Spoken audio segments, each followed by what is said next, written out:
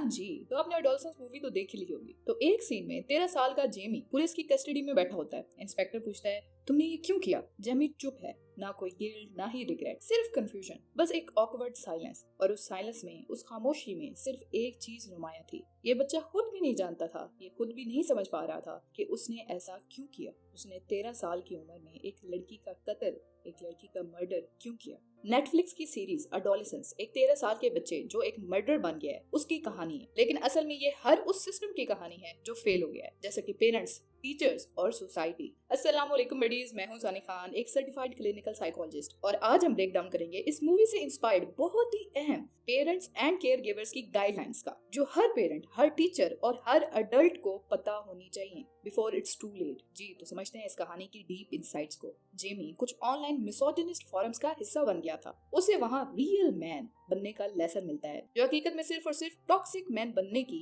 Training दी जा रही होती है। उस 13 साल के बच्चे को एक 80-20 प्रिंसिपल सिखाया जाता है, और ये बात उन ऑनलाइन फोरम्स के जरिए उसके माइंड में फीड की जाती है कि 80% गर्ल्स सिर्फ 20% बॉयज से कंपेनियनशिप में इंटरेस्टेड होती हैं। बाकी बॉयज इंसेल होते हैं। Incel here stand for involuntary celebrate, कुछ लोग इसे कैलिब्रेट भी बोलते हैं, यानी वो मर्द हजरात जो बाकी 80% मर्द हजरात हैं और खवातीन उनको पसंद नहीं करती। इसलिए उन ऑनलाइन मिसोजिनिस्ट फोरम्स के मुताबिक इन 80% मर्द हजरात को खवातीन खुद पसंद नहीं करेंगी, इसलिए उनको फोर्स यानी जबरदस्ती उनको हासिल करना होगा, क्योंकि boys are strong and have ownership and girls are weak and need to be owned. ये सब जेमी उस ऑनलाइन फोरम से सीख रहा था। वो मान लेता है कि वो इंसेल है क्योंकि उसकी कोई लड़की दोस्त नहीं है और अब उसको फोर्स ही यूज करनी चाहिए। ये तमाम सोचें और बिलीव स्ट्रिंग होते जाते हैं और आखिरकार उसको 13 साल की उम्र में एक मर्डरर बना देते हैं। तो इससे क्या सीख मिलती है? जब घर में इमोशन को स्पेस नहीं मिलती, जब घर में कोई आपकी कंफ्यूजन दूर करने वाला नहीं होता, तो बच्चे इंटरनेट से सीखते हैं, और इंटरनेट इमोशन नहीं देता, सिर्फ एक्सट्रीम ओपिनियन देता है। इसलिए रोज सिर्फ 10 मिनट बच्चे से बात करो। नो जजमेंट, नो एडवाइस, सिर्फ और सिर्फ सुनो, उनको समझने की कोशिश करो, उनकी कंफ्यूजन दूर करने की कोशिश करो, उनके अनहेल्दी बिलीव्स पर बात करो। जरूरी नहीं कि अगर एक बच्चा लड़े झगड़े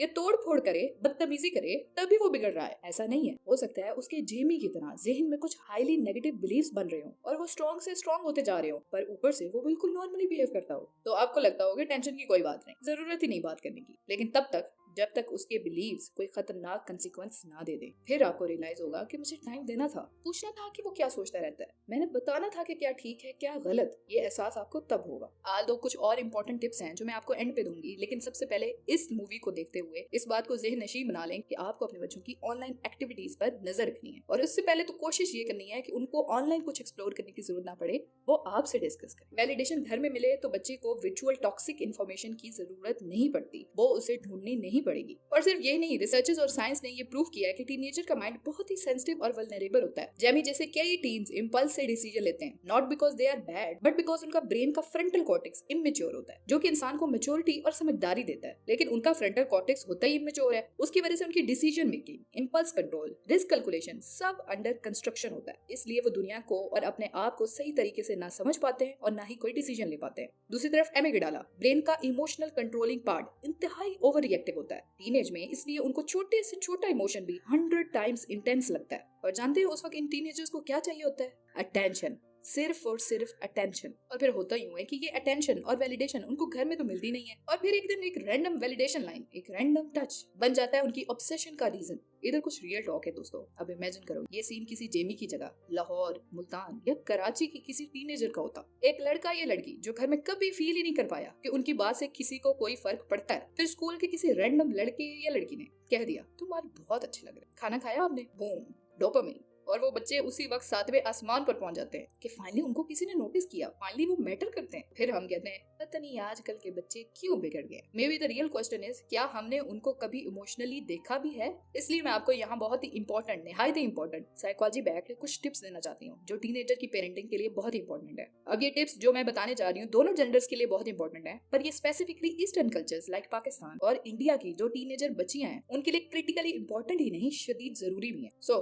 number 1, show love early and out loud. अपनी बेटी या बेटे को खुद कहकर बताओ कि वो प्यारे हैं। जिस दिन वो थोड़ा तैयार हो, नया ड्रेस पहने, उनकी तारीफ करें। अगर आप उनकी तारीफ करने में पीछे रह गए तो दुनिया में मौजूद कई प्रीडेटर्स इस मौके का इस्तेमाल करेंगे और वो उनकी तारीफ में कुछ लफ्ज बोल देंगे और फिर वो उन्हें सुनेंगे भी और महसूस भी करेंगे। इसलिए उससे पहले आप बच्चों की तारीफ करें, आप उनको वैलिडेशन दें ताकि दूसरों के अल्फाज उनके लिए मैटर ही ना करें, ना ही उनको अनयूजुअल लगे। Number 2, create safe spaces.